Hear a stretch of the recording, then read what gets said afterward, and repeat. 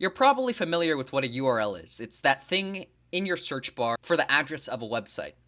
But there are some quick and really simple tweaks and edits you can make to a URL to access web pages you otherwise wouldn't be able to find just by looking at the website itself. Here's an example. This is College Board's APCSA past exam, and I was looking at the 2025 AP Computer Science exam when I was looking at the URL and I was thinking, 2025, huh? What if I made it 2026?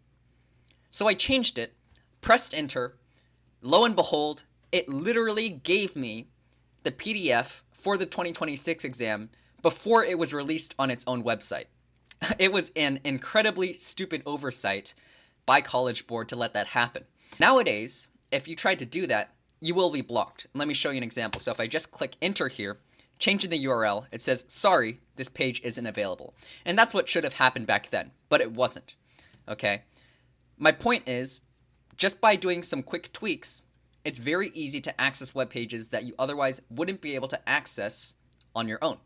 And let me show you some examples of other websites where you can do this. This is my high school's Java website. Here's the URL, okay? MVHS blah, blah, blah. Okay, and you can see there's slashes in the URL, right? You can think of slashes as just folders. Websites really just are a group of folders and files.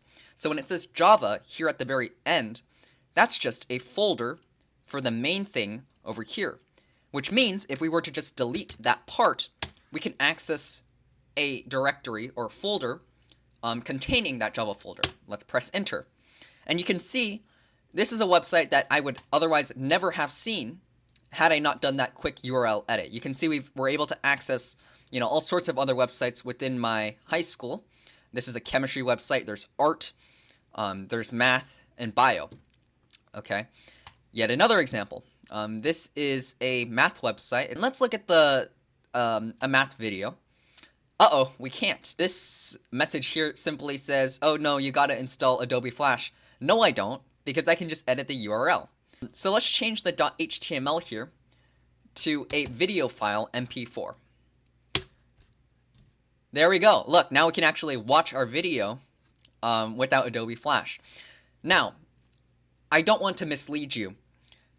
The reason why this works is because the website owner has this video on their website. Remember, websites are just a bunch of folders containing files. And it just so happened that this professor or whoever owns this website uploaded this MP4 file to the website. So that's why I'm able to access this. None of this, what I'm doing, is hacking, okay? I'm simply accessing resources that are freely available, but maybe not intended to be seen directly on the website. But they are resources out there nevertheless. There is no hacking happening here. Here's another website. This one's kind of cool. It's an Easter egg. Applying that following the principle from the previous website, right? You can notice we have slashes again. You just delete that slash. You basically gone to a folder that the thing was contained within. Delete the end. Okay.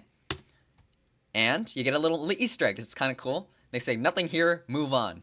All right, we will. To the next website. This is Nick Parlante. I don't know how to pronounce his last name, but he's known in the CS world as doing a good coder, to put it lightly. So, let's look at the URL. cs.stanford.edu/people/Nick. What if I wanted to find the other people? I could just remove Nick's name, right? And then I can find the directory, the folder containing all people within Stanford, right? Only one way to find out. Press enter. Not found. Okay, well, let's try again. Let's not quit just yet. Let's delete another slash. And you can see here, Stanford was actually very smart about it, and they require you to log in to view this folder.